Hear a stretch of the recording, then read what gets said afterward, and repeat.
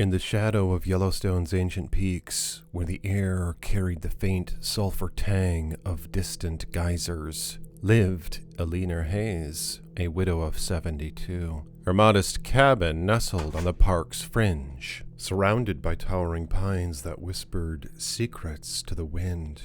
Every morning she tended to her birds, finches, sparrows, and the occasional bull jay that pecked at her feeders like old friends. It was a ritual that kept the loneliness at bay, a symphony of chirps against the quiet of her days. On that crisp autumn dawn, Eleanor stepped out into her backyard, a sack of birdseed slung over her frail shoulder. The feeder hung empty from a weathered post, swaying gently. She hummed an old folk tune as she poured the seeds, watching them cascade like golden rain. The birds fluttered in anticipation, their wings a blur of color, but then a rustle in the underbrush, too heavy for a deer, too deliberate for the wind. She turned, her heart skipping. A black bear lumbered from the tree line, its fur matted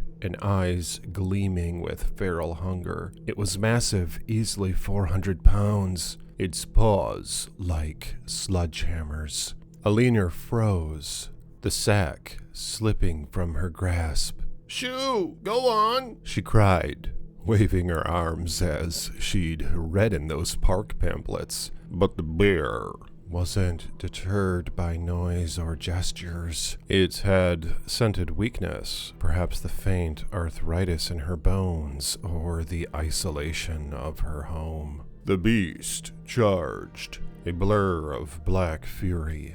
Eleanor stumbled back, her scream cut short as it slammed into her, claws raking across her chest. She fell hard onto the dew-slick grass, blood blooming through her flannel shirt. The bear pinned her down, its hot breath reeking of decay. It mauled her arms first, tearing flesh in ragged strips as she flailed weakly. "Help! Oh God, help!" But the nearest neighbor was miles away. The bear's jaws clamped onto her neck, but the angle was wrong. Her collarbone resisted, cracking under the pressure. It shook her like a rag doll, frustration building in its guttural growls. Eleanor gurgled, blood bubbling from her lips, her vision blurring with pain. Finally, with a savage twist, the bear wrenched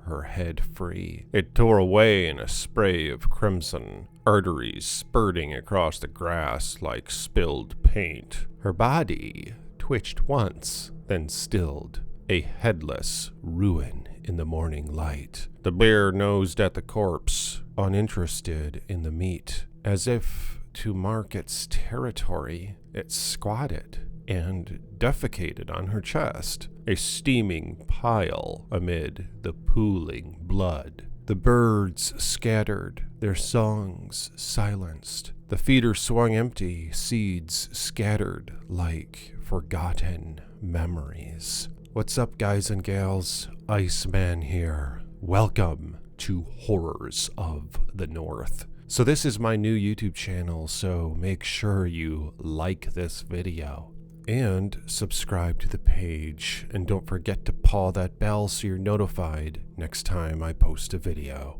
I've been posting several videos a week, so let's get into it. Miles away, in the heart of the park, Kat wandered the boardwalks near Old Faithful. At 22, she was a vision of gothic allure. Pale skin framed by raven hair, lips painted black, and eyes shadowed with kohl that couldn't hide the red from crying. Her fishnet stockings and combat boots crunched on the volcanic gravel, a stark contrast to the tourists in their sensible hikers. Kat had come here to escape, or perhaps to end it all. Her boyfriend, Jax, had dumped her 2 weeks ago, citing her clinginess as the final straw. But it wasn't just love, it was obsession. Their sex had been electric, raw, addictive. Nights tangled in sheets where he'd push her to the edges she didn't know existed. The hormones surged through her like a drug, oxytocin binding her to him in ways science could explain but her heart couldn't break. She'd text him obsessively, show up at his work, beg for one more night. Now he was gone, and the withdrawal gnawed at her soul.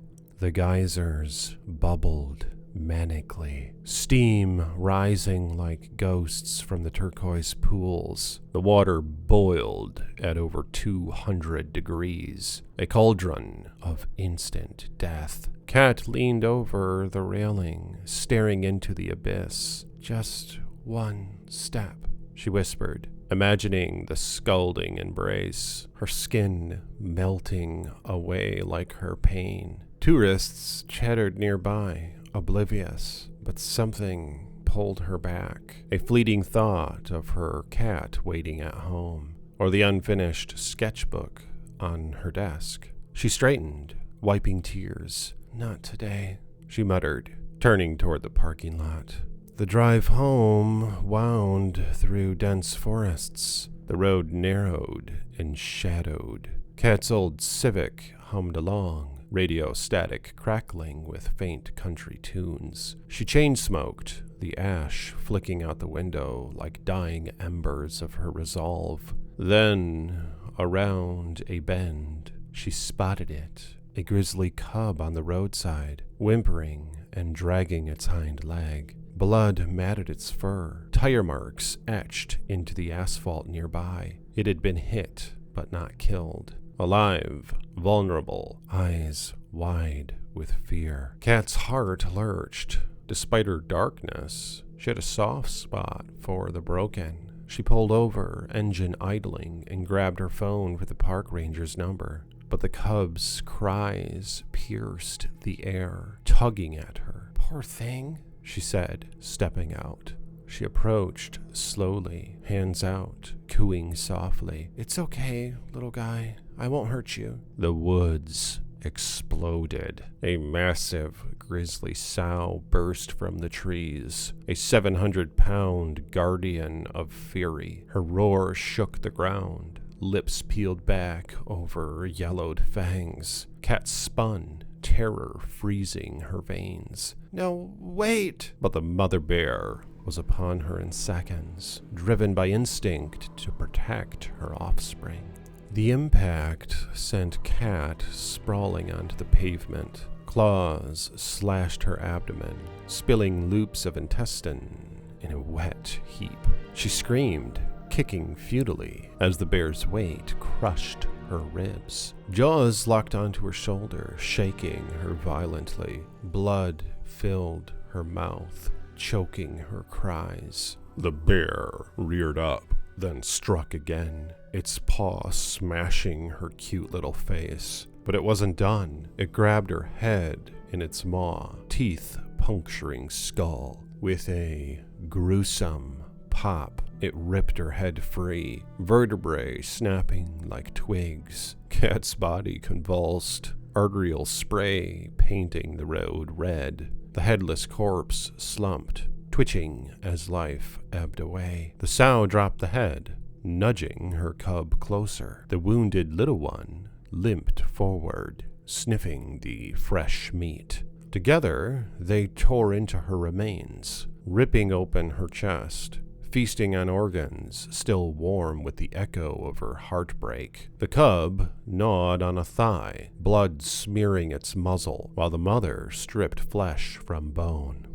As dusk fell over Yellowstone, the bears dragged what was left into the woods, leaving only a smeared stain on the asphalt. Kat's car idled on, headlights cutting through the gathering dark, a silent witness to the wild's indifferent horror.